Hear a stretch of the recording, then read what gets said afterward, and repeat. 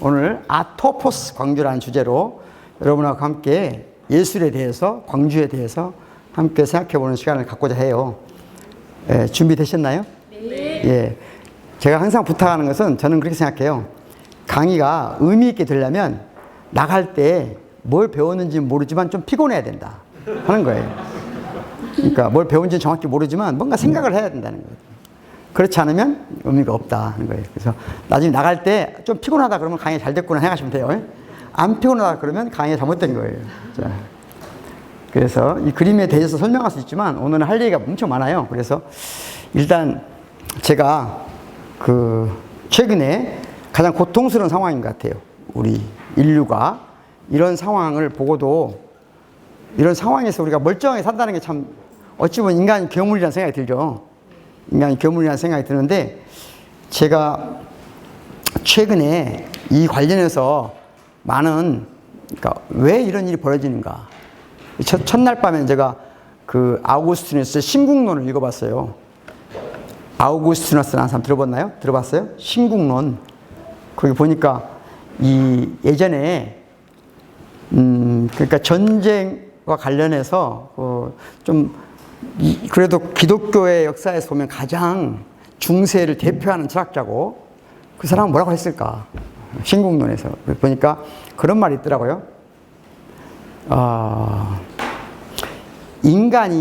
신이 인간을 구해주고 보호하는 게 아니라 인간이 신을 구해주고 보호한다 하면서 전쟁이 일어나면, 예를 들면 전쟁이 일어나면, 실제 전쟁이 일어났을 때 대부분 옛날 사람들은 마지막 전쟁을 직접 하는 사람이 아니면 어딘가를 가야 되잖아요. 도망가야 되잖아요. 도망갈 때 제일 안전하다고 생각하는 곳이 신전이라는 거예요.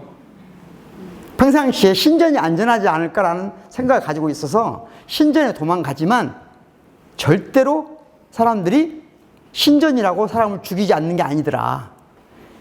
심지어 이런 거예요. 내가 예를 들자면 유대인이에요. 근데 기독교 교회에 갔어. 성당에 갔어요. 마지막 피신지로. 지금 기독교 우리 십자군 침략이 왔을 때. 그러면 자기들 신전에 가면 나를 살릴까 죽일까? 더 잔인하게 죽이더라. 그러면서 한 결론이 뭐냐면 신이 인간을 구하는 게 아니다. 인간이 신을 구해서 모시는 것이다. 너무 놀랐어요. 충격적인 말이었어요. 그리고 인간이 하는 전쟁은 신을 위한 전쟁이라는 사실이 없다. 다 권력투쟁이다. 아우구스티누스가 한 말이에요. 제가 한 말이 아니에요. 아우구스티누스가. 그런데 즈음에 제가 또 헤겔이라는 철학자를 가지고 논문을 발표하게 됐어요. 지난주에 제가 부산대 학교에 가서 헤겔을 연구를 하면서 또 그 논문을 쓰는 과정이 이 가자에서 전쟁하고 좀 맞물리고 그래서 상당히 정서적으로 그런 힘든 과정이었는데 그때 헤겔이라는 사람이 우연히 그러니까 청년기부터 가장 위험하다고 본 것이 뭐냐면 실정성이라는 거예요. 어떤 걸 신성시하는 거예요. 절대 긍정하는 거. 어떤 걸 절대 긍정하게 되면 어떤 문제가 생기냐? 그것이 침범받았을 때 성실하게 혐오를 한다는 거예요. 그냥 혐오하는 게 아니고. 그게 어느 정도까지 성실한 혐오냐면 내가 신성시하는 것을 침해한 타인을 성실하게 혐오한 뿐만 아니라 그 사람을 혐오를 응징을 안 한 나까지도 혐오한다는 거예요. 그러니까 무서운 얘기죠. 우리가 근데 그런 건 일상적으로 경험할 수 있는 정도란 살면서 저 같은 경우에 그 정도를 경험할 수 있는 것이란 뭐가 있을까 생각해보면 내 어머니 정도가 아닐까? 어머니 정도는 우리가 절대 긍정하잖아요. 아버지도 좀 그러긴 하지. 응? 아버지도 뭐 그러긴 하지만 누군가 내 엄마를 건들면 어떻게 돼요? 이건 좀 참기 어려운 정도가 아니고 내 엄마를 건든 사람은 내가 반드시 응징해야 될 것 같은 느낌이 있고 그걸 내가 응징하지 않으면 나까지도 응징해야 된다 생각이 드는 거예요. 내가. 이해했나요? 그러니까 뭔가를 절대 긍정한다는 것이 예를 들자면 엄마를 절대 긍정하는 정도는 모르지만 너무 많은 걸 절대 긍정하게 되면 삶이 어찌 되겠어요? 팍팍하겠죠. 더군다나 어쩔 때 사람들은 절대 긍정하게 되냐는 거예요. 어쩔 때. 어쩔 때냐면요. 사실은 믿을 만한 게 없을 때 더 그렇다는 거예요. 믿을 만한 게 없으면 무엇인가를 철저하게 신성시하거나 절대적으로 긍정하는 성향이 생긴다는 거예요. 그거라도 긍정하지 않으면 어떻게 돼요? 내가 너무 위험하고 불안하고 허전하니까. 근데 그 절대시 긍정하는 그것이 침해당하면 어떻게 된다고요? 성실하게 혐오한다. 그래서 아무튼 가능하면 뭔가를 절대적으로 긍정하지 마라. 그럼 내가 힘들다는 거죠. 살기가 힘들고 우리 모두가 힘들다. 이게 지금 가자지구에서 이게 이제 한겨레 신문에서 그 찍은 사진을 제가 갖다 놨는데 사실은 나중에 그 제가 가보니까 한겨레 신문에서 찍은 게 아니고 다른 데서 많이 통신사에서 보낸 거더라고요. 오늘 이제 그 아토포스를 강의하는데 토포스란 말이 원래 서양에서는 두 가지 말이 있어요. 그 코라란 말이죠. 코라 저 위에 있죠. 코라하고 토피아. 코라, 토피아. 이 말이 오늘날로 말하면 코라는 스페이스고요. 토피아는 플레이스예요. 스페이스와 플레이스인데 서양 사람들도 그 두 가지를 같이 쓰는 사람도 있고 구분해 쓰는 사람이 있어요. 특히 예를 들면 영어권에서는 좀 비교적 명확하게 구별되고요. 프랑스어권에서는 대개 별로 구분을 잘 안 해요. 프랑스어권에서는. 근데 고대 그리스에서는 비교적 명확하게 구분한다라고 보는 거예요. 저 코라는 대체적으로는 코라를 생성의 유머라는 표현을 했는데요. 그래서 율리아 크리스테바 같은 정신분석, 최근에 페미니즘적 정신분석학자들 같은 경우는 이 코라를 일종의 이질적인 것을 받아들여서 새로운 걸 창조하는 공간, 그 대표적인 것으로 상징적인 것으로 자궁을 예를 들어요. 자궁. 코라를 그런 식으로 해석하는 경향이 있고 이건 대개는 그냥 스페이스예요. 그런데 아주 쉬운 말로 하면 사람들은 오랫동안 고대 그리스 또는 우리가 조선시대 때만 비교하더라도 장소가 중요했을까요? 공간이 중요했을까요? 비교적. 내가 공간과 장소는 이런 거거든요. 공간은 뭐가 없어요? 역사가 없는 거잖아요. 비어있는 거. 비어있는 거잖아요. 장소는 역사성이 있는 거죠.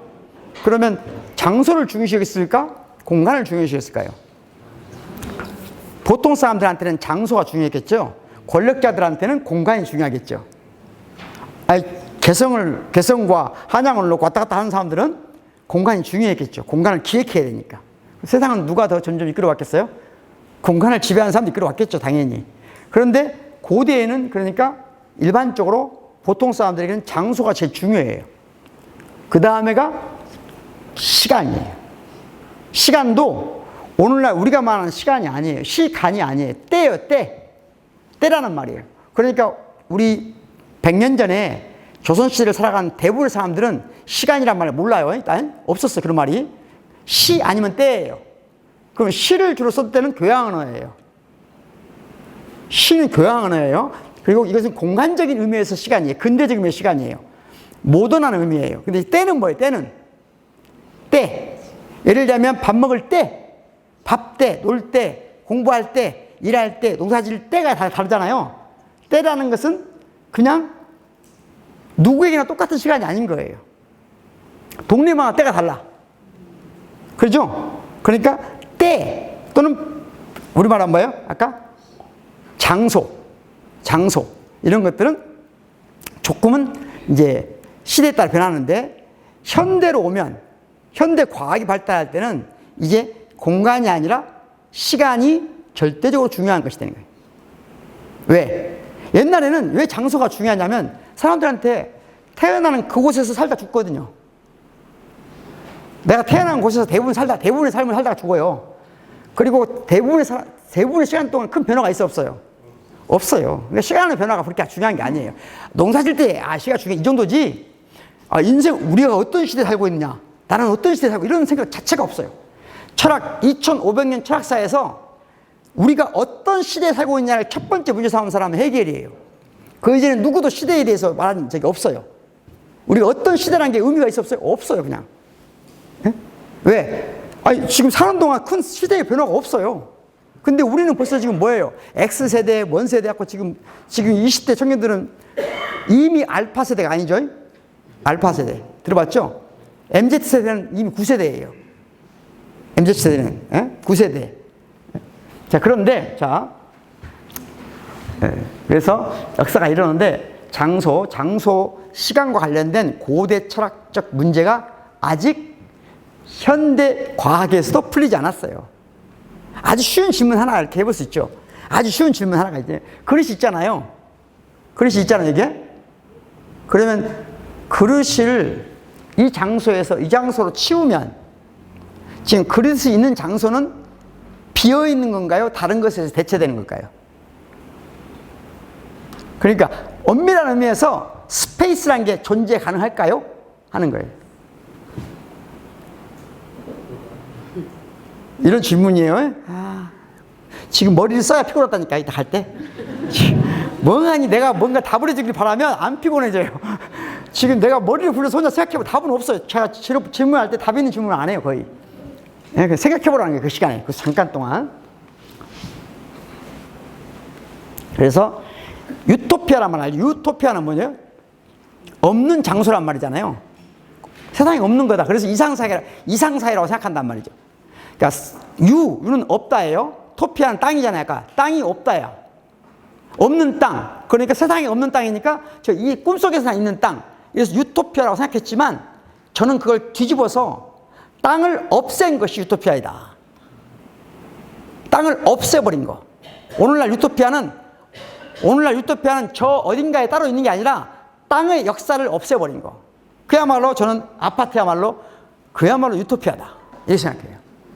아파트 유토피아론이에요, 제가.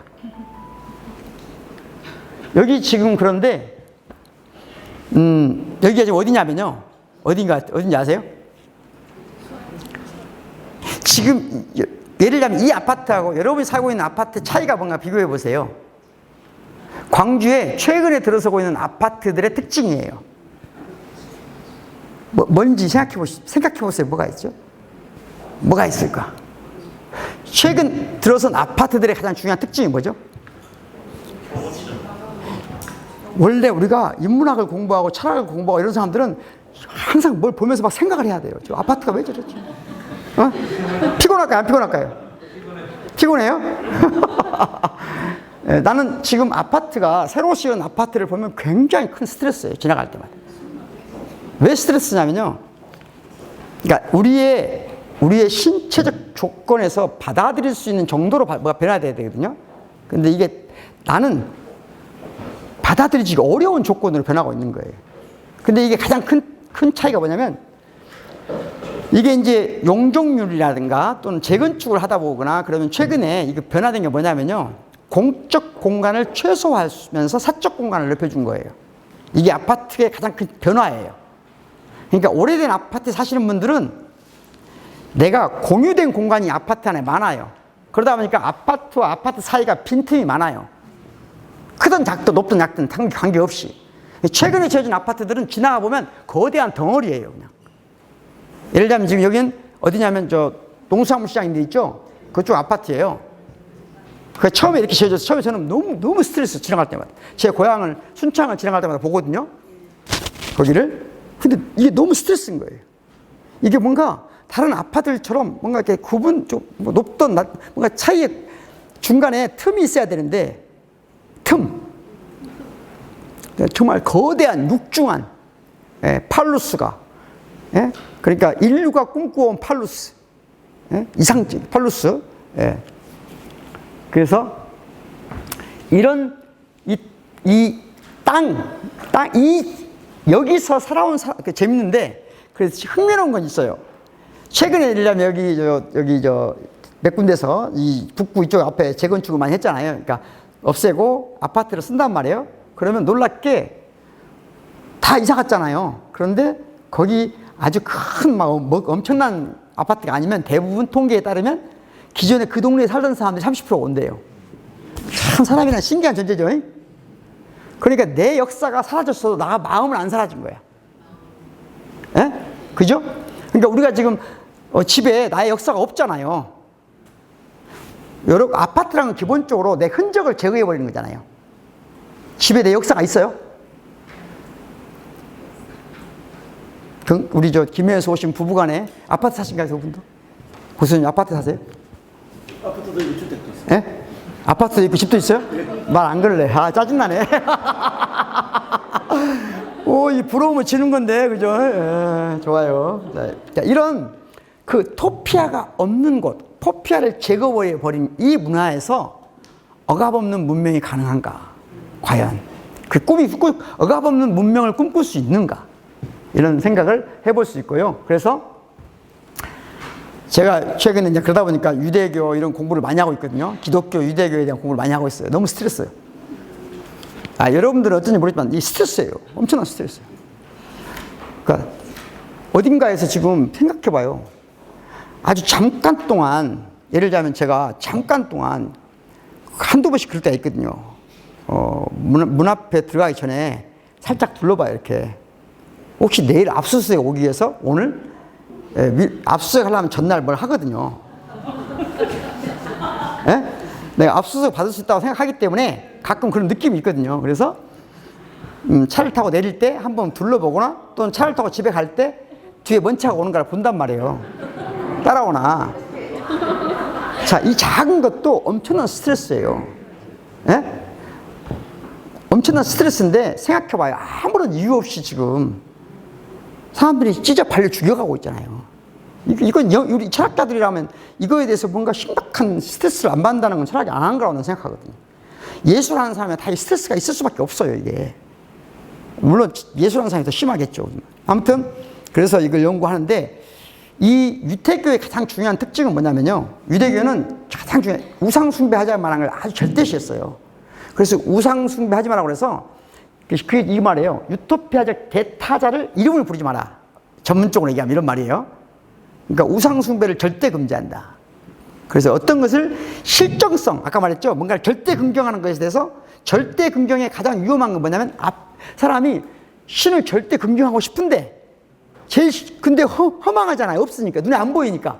그러니까 어때야 돼요? 뭔가를 내세워야 되잖아. 그래서 유대교, 기독교, 이슬람교는 똑같은 신을 섬기지만 하나의 신을 섬기고 똑같은 신을 섬겨요. 이 3대 종교가 다 유일신 사상이에요. 기본적으로는. 근데 유일신 사상의 뿌리는 원래 조로아스터교예요. 근데 그거 얘기하면 또 길어지니까 안 되고, 예. 나중에 기회 되면 제가 이거 꼭 그 강의를 해보고 싶어요. 이 역사에 대해서. 근데 아무튼 이 유태교는 기독교에서는 신을 뭐라고 부르죠? 여호와 또 야훼, 많은 이름이 있어요. 그중에 대표적인 이름이에요. 여호와인데 이슬람교에서는 뭐죠? 알라. 이건 이응 동의어예요. 애플이냐 사과냐예요. 애플이냐 사과냐 차이밖에 없어요. 예, 그러니까 시니피앙이 차이가 있어요. 시니피앙. 근데 시니피에는 같아요. 같다고 좀 뭐 그러지 하지만 하여튼 그런데 이 사람들은 유대교에서는 그 신의 이름이 없어요. 없어, 아예. 없다 보니까 불안해요, 안 불안해요? 사람 항상 모순적이에요. 없다 보니까 뭔가 확실한 게 필요해. 그러다 보니까 강력한 율법 중심교회예요. 신의 이름이 없는 대신 다른 것이 강력해지는 거예요. 우리가 그런 경우가 많잖아요. 좋은 의도로 생겼는데 그것이 더 나쁜 악을 강화하는 경우가 있잖아요. 그런 사례인데 그러다 보니까 이분들이 제일 중요하게 생각한 게 안식일이에요. 유대인들에게 안식일은 금요일 날 밤에 별 3개가 뜬 시점부터 토요일 날 밤 별 3개가 뜰 때까지예요. 이 시간에 안식일인데 이때는 아무것도 하면 안 돼요. 이때는 그러니까 뭐가 와도 환자가 와도 치료하면 안 돼요. 근데 기도는 해요. 기도는 해. 그래서 유대인 역사에서 기록된 역사에서 안식일 날 환자를 치료한 첫 번째 사람이 예수예요. 그 어디 나와 있어요? 신약 성서에 4대 복음서가 있잖아요. 예? 4대 복음서 뭐가 있을까요? 누가, 마가, 마태 이게 있죠. 그 다음에 요한복음. 그 요한복음의 핵심이 그거예요. 그러니까 요한복음의 첫 번째가 뭐예요? 첫 번째 이건 나 좀 이따 하려고 그러는데 요한복음에서 보여주는 그 사랑이거든요. 그 사랑이 핵심적으로 뭐냐? 이 율법보다 더 중요하다는 걸 말해주는 거예요. 그래서 예수는 저는 종교가 없어요. 종교가 없는데 저는 유태교를 욕하는 게 아니에요. 저 유태교 사랑해요. 다 사랑해요. 모든 종교 사랑해요. 모든 종교 사랑해요. 어떤 거부감도 없어요. 어떤 거부감도 없고. 예, 그래서 문제는 뭐냐? 그래서 세 가지 개념이 있는데요. 그러니까 상징, 이거 개념은 여러 가지 방식으로 가능해요. 이 세 가지를 하는 것은 세 가지를 나누는 건 좀 이따 또 나오는데 다른 방식으로도 가능해요. 근데 세 가지가 있는데 아주 쉬운 말로 하면 우리가 심볼이란 말이죠. 심볼. 여기 심볼. 상징적 심볼. 심볼이라고 하는 것은 아주 쉽게 설명하면 심볼, 메타포, 알레고리를 구별할 줄 알아야 돼요. 심볼, 메타포, 알레고리. 심볼은 서로 틀릴 수 없는 거예요.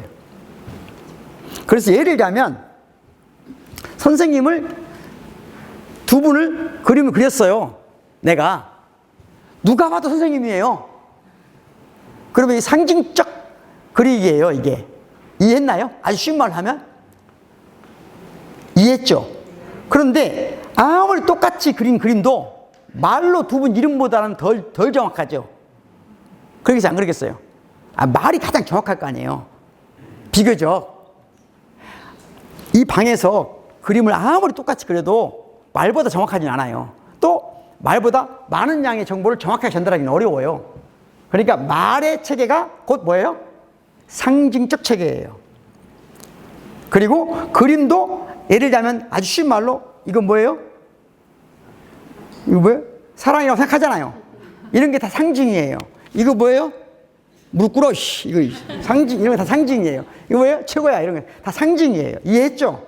그러니까 그걸 그 이미지를 가지고 상징을 만들려고 하죠, 사람들은. 왜? 글씨보다 더 막강하기 때문에. 전남대학교 상징이 뭐예요? 마크가 있잖아요. 거의 농협 마크가 비슷하죠. 언제 만들어졌나 보면 알 수 있어요. 예? 자, 그렇게. 그리고 인문대학은 저렇게 봐요. 이 건물을 가지고 저렇게 만들려고 노력했거든요. 저걸로 인문대가 상징이 될까요? 안 될까요? 안 돼요.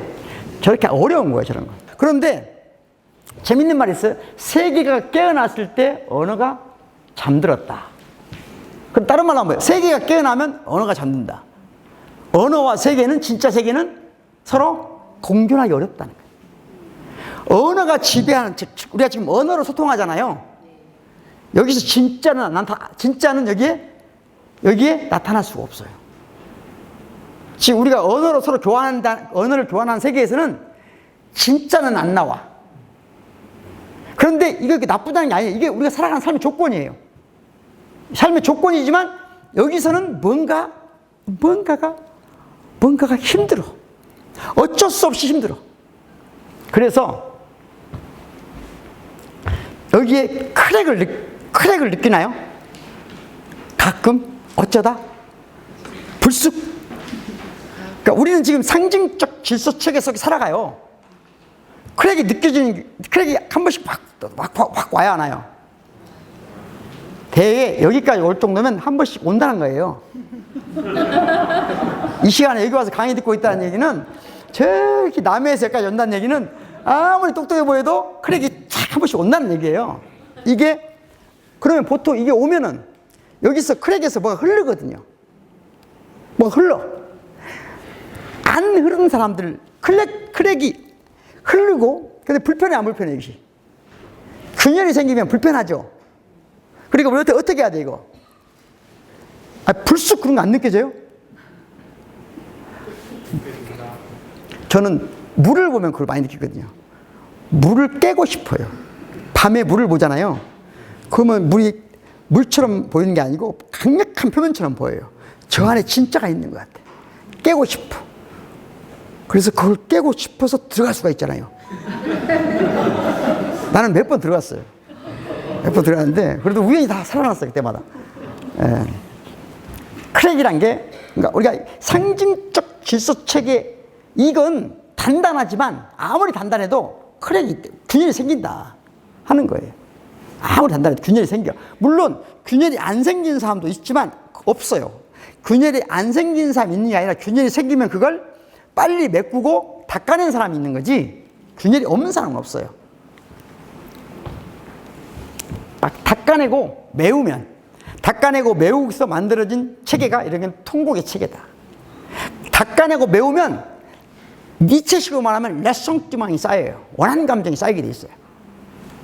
그러니까 누군가에게는 응징을 해야 돼. 누군가에게는.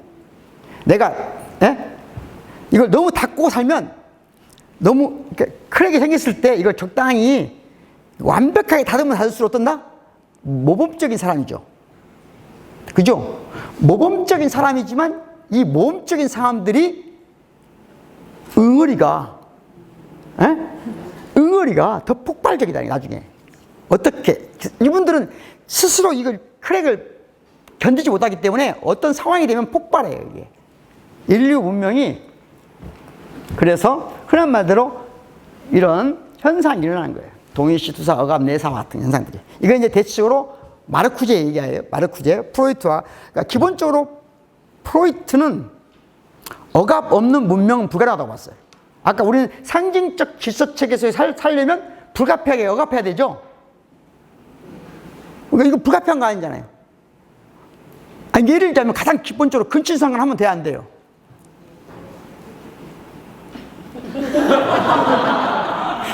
근친상간 안 되잖아요.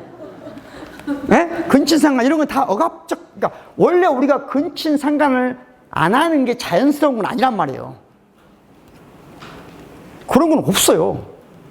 문명이 우리가 생존하기 위해서 근친상간을 금지시키고 갔을 거 아니에요. 예를 들자면.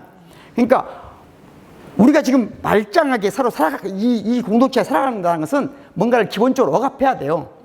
그러니까 억압 없는 문명은 불가능하다고 보는 거예요. 근본적으로 심리학은 근본적으로 우리는 억압적 문명에 살아갈 수밖에 없다. 이 모순은 해결될 수 없다는 게 심리학의 기본이에요. 이걸 사기치는 모든 심리학자는 수정심리학이라고 해요. 기본적으로 수정심리학. 그래서 긍정심리학이라는 거 있잖아요. 그 모태가 된 사람들이 있어요. 쇼펜하우어 이런 유의 사람들이 있어요. 쇼펜하우어의 영향을 받아서 마틴 셀리그만이라든가 이런 사람 막 최근에 알잖아요. 야, 우리가 행복하니까 웃냐? 웃으니까 행복하지?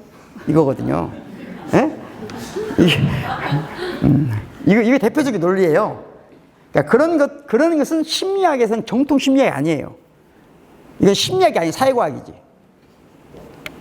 일종의. 심리학은 뿌리가 뭐냐면 우리는 같이 문명을 이루고 사는 한 억압 없는 문명은 불가피하다. 이 모순이다.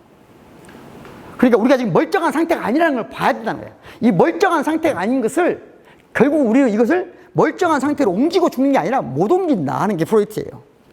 결국 못 옮긴다는 걸 알았을 때 많은 게 생각보다 좋아진다는 거죠. 근데 좋아진다는 말도 안 해서는 안 된다는 거예요. 다 기만이 들어가니까. 그런데 마르쿠제 같은 사람은 아니야.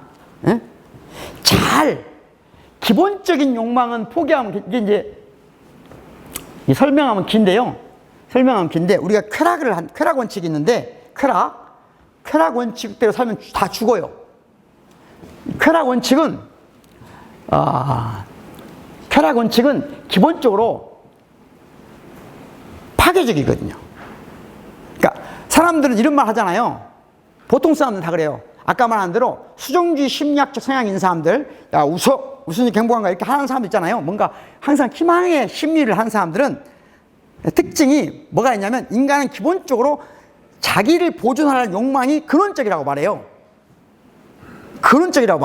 욕망은 자기를 지키려고 한다.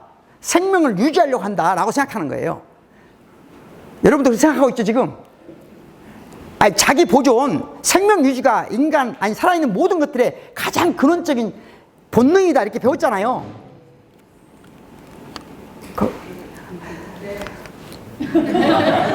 그 다음 얘기를 들어본 경험이 없을 거예요. 틀림없이. 오늘 엄청난 얘기인 거예요, 지금.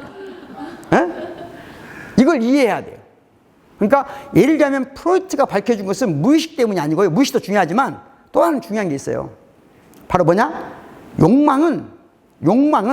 진짜 욕망은 상징체계의 욕망이 아니고 상징적 질서체계 그 이전의 욕망, 그 근원적인 욕망은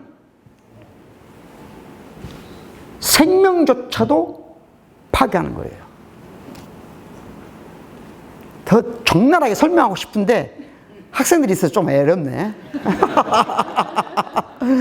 예를 들자면 여러분들이 아주 쉬운 말로 하면 이걸 가장 극렬하게 느낄 수 있는 것은 대체적으로 성충동이에요.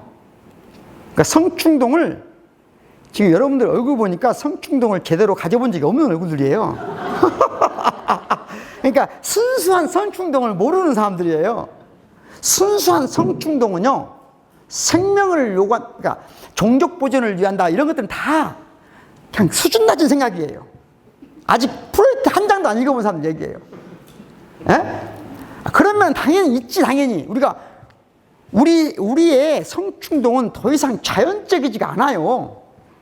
그냥 자연적으로 예를 들자면 애새끼 하나 더 낳자, 상족보존하자 이런 것은 쇼펜하우어나 니체 얘기인데요.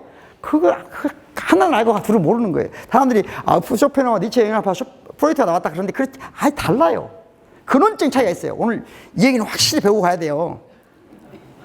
그러니까 욕망은, 그러니까 근원적인 욕망은, 쾌락의 원칙은, 그러니까 쾌락을 원하는 욕망의 체계는 죽음을 지향하는 거예요. 삶을 지향하는 게 아니라 죽어버릴 때까지 즐겨버리는 거예요. 쉬운 말로 하면. 이렇게 쉽게 설명해도 이해 될까 모르겠네. 아니, 죽어도 하는 거 몰라요? 내가 그걸 설명하기 위해서 옛날에 내가 이제 옛날에 시민자유대에 잠깐 설명한 적이 있거든요. 뭐냐면은 우리 클럽에 개가 성애를 벌이는데 얘들은 진짜 내가 둘이 붙어서 야구방망이에 때려도 안 떨어져요. 차를 부풀지 않대. 어느 상황이 되면 죽음 따위가 중요한 게 아니에요.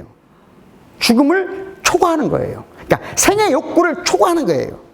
그래서 심리학을 이해하려면 가장 첫 번째 이해할 개념이 죽음 충동이란 말이에요. 근데 이게 섣불리 설명해가지고 잘 못하는 사람들이 많아요. 이것이 핵심이에요. 여기 이 죽음 충동이 뭐냐? 아까 크랙에서 흘러나오는 힘인 거예요. 용액인 거예요. 자꾸 락강식으로 말하면 슈이상스, 향유의 어두운 그림자예요. 뭔가 어렴풋 나에게도 그런 게 있었다는 생각이 있어요? 아니면 나하고 전혀 모르는 세계인데? 이런 느낌 있어요? 그러니까 여러분의 인생에서 그런 걸 한 번도 안 느껴봤으면 아직 크랙을 한 번도 제대로 대면하지 않은 거예요. 평생 살면서. 그러니까 아주 모범적으로 그냥 살아온 거예요. 네가 산 것이 아니라 살아난 데 산 거예요. 다시 말하면 당신이 생각한 게 아니라 언어가 당신을 저렇게 생각하도록 만든 거예요. 당신의 주체는 당신이 아니라 언어예요. 만약 제 말을 지금 이해하지 않는다면, 이해는 하겠지만 한 번도 느껴보지 않았다면, 그럼 불행한 일이죠. 불행한 일이에요. 그래서 이런 경우 무자비한 폭력을 줍니다. 근원적인 문명의 뿌리는 뭐냐? 여기서 사람들은 이 기본적인 것은 억압해야 돼요. 억압해야 돼. 그래서 현실 원칙을 받아들여야 돼요. 상징적 언어적 체계를 받아들이고 살아야 돼. 그런데 거기까지도 괜찮은데 뭘 하냐? 현실적으로 살아남기 위해서 새롭게 추가되는 게 있어요. 그러니까 쾌락 원칙을 누르고 현실적으로 살아갈 수 있는 공동의 삶의 질서를 찾아가고 받아들여야 돼요. 근데 여기서 끝나는 게 아니에요. 퍼포먼스를 보여주라고 그래. 퍼포먼스를 보여줘야 돼. 넌 할 수 있어. 이때부터가 과잉 억압이라는 거예요. 과잉. 기본 억압이 아니라 과잉. 넌 할 수 있어. 이게 얼마나 무서운 얘기예요. 제가 더 얘기 될지 모르겠는데, 지금 한참 지금 뿅 가려고 하고 있는데, 더 해봐. 그러면 죽는 거 아니에요? 이게 무슨 말인지 이해했어요? 이게 과잉 억압이에요. 이거 과잉 억압이에요. 이게 응원하는 거예요? 억압하는 거예요? 이 예를 좀 적나라하게 들어줘야 돼요, 꼭? 그러니까 프로이트 이해했어요? 그러니까 프로이트 이것을, 그러니까 기본 억압은 문명을 살아가는 사람들끼리 공동에 살면서 조율하고 살아 어쩔 수 없다. 그리고 그걸 현실 원칙으로 받아들이는 건 당연해. 근데 거기에다가 이제 문제는 뭐냐? 퍼포먼스를 요구하는 거다, 이거죠. 퍼포먼스를 요구해. 넌 할 수 있어. 넌 할 수 있어. 강산의 노래잖아요. 제가 강산을 좋아하거든요. 근데 이 가사는 싫어해요. 뭘 할 수 있다고 그래, 도대체. 그럼 강산애가 아직 이 심리학을 안 배워서 그런 가사를 찐 거예요. 넌 할 수 있어. 퍼포먼스를 보여줘. 이것이 과잉 억압이에요. 이게 우리 일상 속에서 너무나 많이 지금 수행되고 있어요. 그냥 공부 넌 할 수 있어. 이 정도가 아니에요. 아까 말했잖아요. 예를 들어서 남자들이 또는 여자들이 뭔가 막 남편이 막 사다 주면서 크림도 사주고 사주면서 막 예뻐지기를 계속 막, 이거 얼마나 힘들어요. 힘들어, 안 힘들어요? 막 옷도 사준다고 백화점 가자고 하는데 막 불안해. 예? 안 사주니까 문제예요? 안 사준 놈이 더 나은 거예요. 생각해봐요. 막 예뻐지라고, 자네 성형수술 안 할란가? 내가 좋은데 막 알아주고 막 그럼 어쩔 것 같아요. 진짜로. 그게 퍼포먼스가 요구하는 거거든요. 그게 수행 원칙이라는 거예요. 그러니까 현실 원칙이 수행 원칙으로 추가됐을 때 여기서 과잉 어감이 일어난다는 거예요. 이해되고 있어요? 안 되고 있어요 지금? 죽음 충동도 이해했어요? 안 못했어요? 이게 다 이해돼야 지금 그 다음 얘기가 가능하거든요. 머리 아파요? 안 아파요? 아파야 돼. 머리가 좀 아프죠? 약간 아파야 돼. 이게 지금까지 생각하지 않은 걸 생각해야 되거든요. 지식으로서가 아니라 생각으로 받아들여야 돼요. 생각으로. 자, 이 크랙의 유일한 이 크랙을 방금과 같이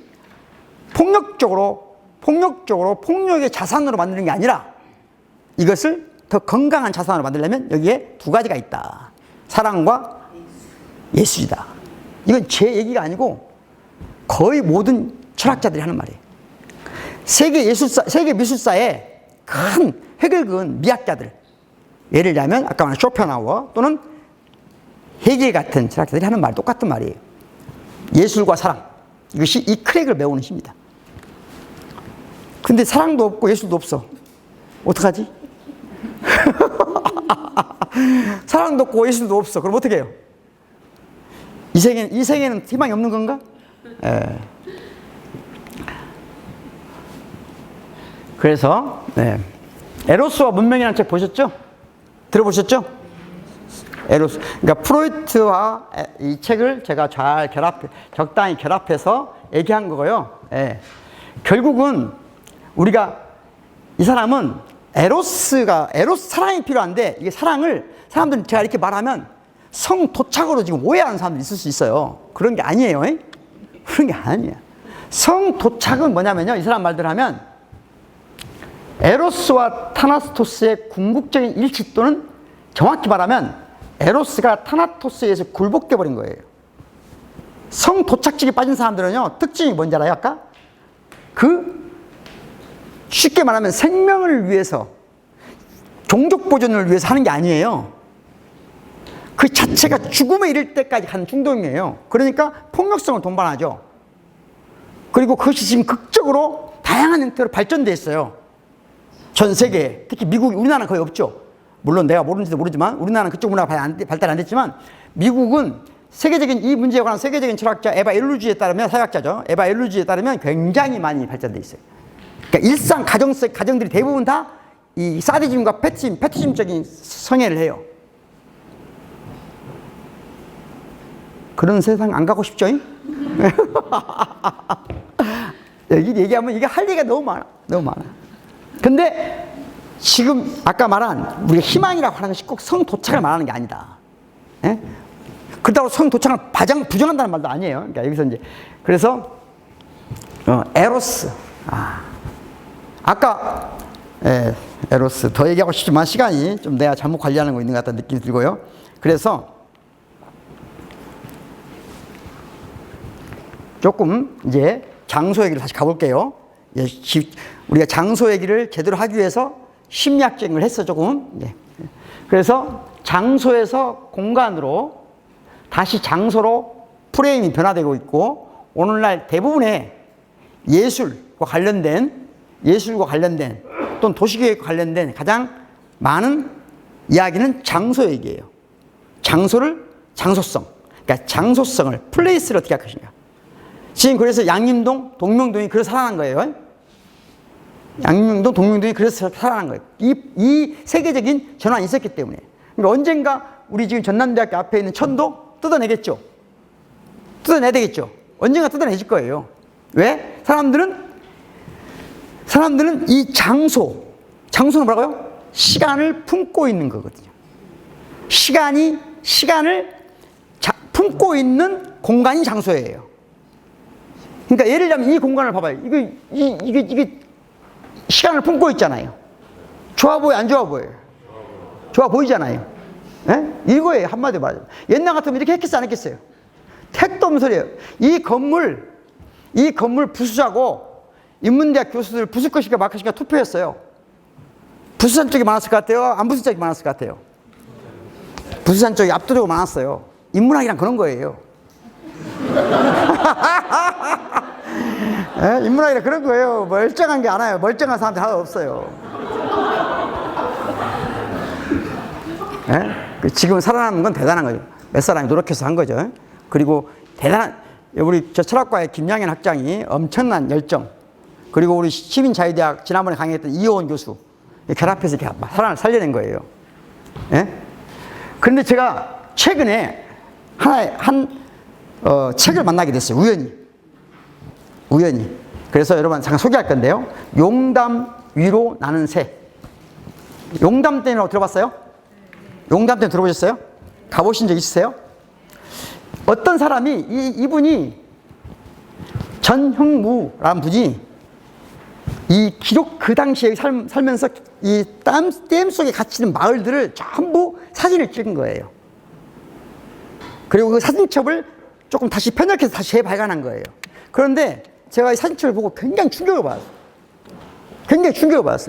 이게 사진 같아요? 그림 같아요? 그러니까 진안군에 있는 용담댐이에요. 진안군. 무주 진안 장수할 때 은교마을, 여기는 84세대 315명인데 예. 이 댐이 이때 시작돼가지고 이때 완공됐어요. 예. 뭔가 이 사진이 왜 나한테 사진 같지가 않지? 하는 느낌이 들었어요. 여러분 사진 같아요 그냥? 예. 나는 어느 날 이걸 누가 보여주기를 봤거든요. 그냥 우연히. 근데 너무 나한테 팍 꽂힌 거예요. 이거 뭐지? 왜 사진이 사진 같지 않지? 이럴 때 이제 이럴 수가 있어요. 나는 느낌이 안 오는데 왜 저러지? 그러면 약간 불안해할 수가 있거든요. 불안할 필요 없어요. 사람은 똑같은 점에서 생겨나지 않아요. 자, 그러니까 불안할 필요 없어. 자. 이게 지금 원본이 아니에요. 그러니까 이것은 뭐예요? 파생실제라고 그러는 것을. 말이 좀 어려운가? 설명해줘요? 그러니까 여기를 동네를 찍었잖아요. 동네가 원본이겠죠? 그런데 찍었어요, 이렇게. 이건 표상이라고 하거든요. 표상. 자, 그런데 원래 그 마을은 지금 없어졌다가 아니고요. 있었어도, 지금 그 마을이 있었어도 그 원본은 절대로 있을 수가 없어요. 철학적으로 말하면요, 또는 과학적으로 말하면, 제가 지금 바로 선생님이 이렇게 왔어. 여기는 지금 선생님 원본이라고 생각할 수 있잖아요. 근데 이 원본에 우리는 그 원본을 다시 보려면 어떻게 해야 돼요? 내 동공에 뭔가 맺혀야 되잖아요. 얘하고나 사진 찍는 거나 뭔 차이가 있어요? 그럼 결국은 내가 지금 선생님 원본이라고 생각하는 것은 선생님 원본이 아니고 선생님에 대한 뭐예요? 이거 표상이라고 그래요. 전문적으로는, 철학에서는. 그래서 이해했죠? 그러니까 원래 원본은 없어요. 원본은 없는데, 원본이 아니면, 이례적인 것이 아니면 발터 베냐민에 따르면 뭐예요? 아우라도 없다는 거죠. 아우라는 아우라가 뭔지 아나요? 아우라의 가장 중요한 특징은 뭐냐? 일회적이란 말이에요. 일회성. 뭔가 빵 터지는 거예요. 불이 팍 터지는 거예요. 멀리서 갑자기. 그러니까 멀리서라는 표현을 쓰는 이유는, 발터 베냐민의 표현인데, 멀리서라는 표현을 쓰는 이유는 그냥 어디서 온지 모른다는 얘기예요. 아득하단 말이에요. 아득하게 팍 순간 나타났다 사라지는 거예요. 그런 아우라도 없다고 하는데, 이건 저 마을인데, 이 마을도 회화적이에요. 그러니까 제가 이제 좀 보면, 예, 유일무이했던 장소, 그 대상의 무상성. 자, 오늘 말하려고 하는 것 중에 핵심인데요. 뭔가 제가 이 사진을 봤을 때 가장 첫 번째 드는 느낌은 사진으로 느낌이 아니었고, 마치 누구? 세잔의 그림 같았어요. 세잔의 그림에서 느꼈던 느낌하고 비슷했어요. 그 나중에 설명할 텐데, 그런데 그 이유는 뭐냐? 나에게 순간, 여러분들 지금 이 롤랑 바르트의 개념인데 퐁크툼이 온 거예요. 퐁크툼. 그 퐁크툼이란 뭐예요? 바늘로 팍 찌른 같은 느낌이 온 거예요. 왔어요? 누구나 올 필요 없다니까요. 나한테는 왔다, 이 그림 사진들이 그날 밤에 내가 보내.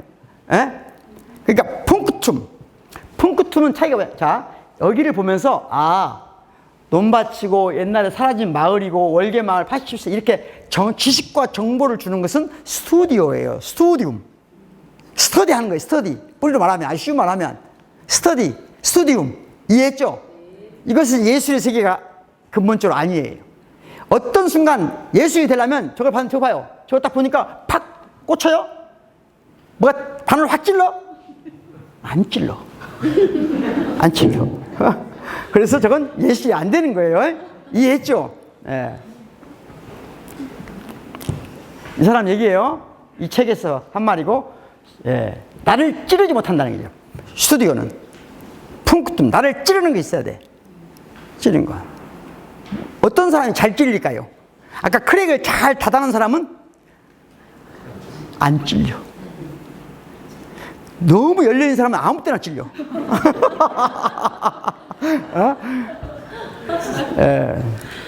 그러니까 제가 여기 봐봐요. 그냥 면사무소 터에 지어진 교회야.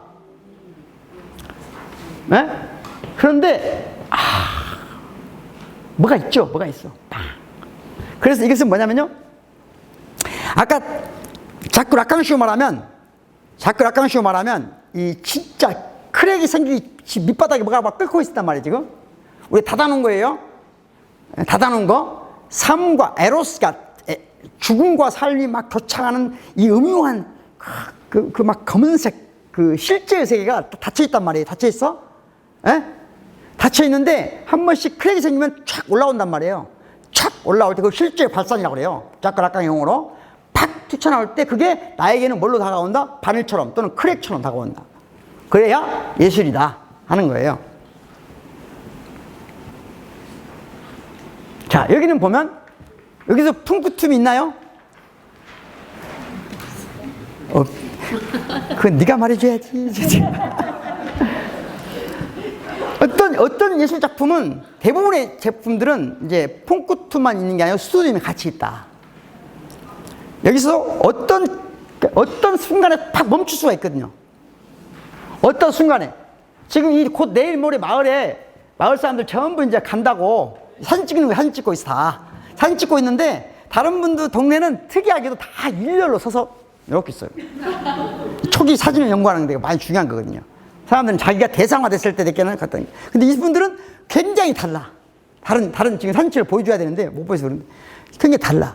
다른 데 세련됐어, 이 동네에. 이 할머니들 봐봐요. 지금 굉장히 아주 품격이 있어.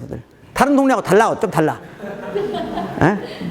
그런데 뭔가 여기서 이 동네에 있지만 동네에 있지 않은 것 같은 사람들 있죠. 그런 느낌이 없어요? 그게 쿵쿠툼이야. 이 동네에 살았지만 이 동네에 있지 않은 것 같은 사람, 이분이 이 동네의 진실을 말해주는 거예요. 여기가 진실인 거예요. 이해했어요? 무슨 말인지?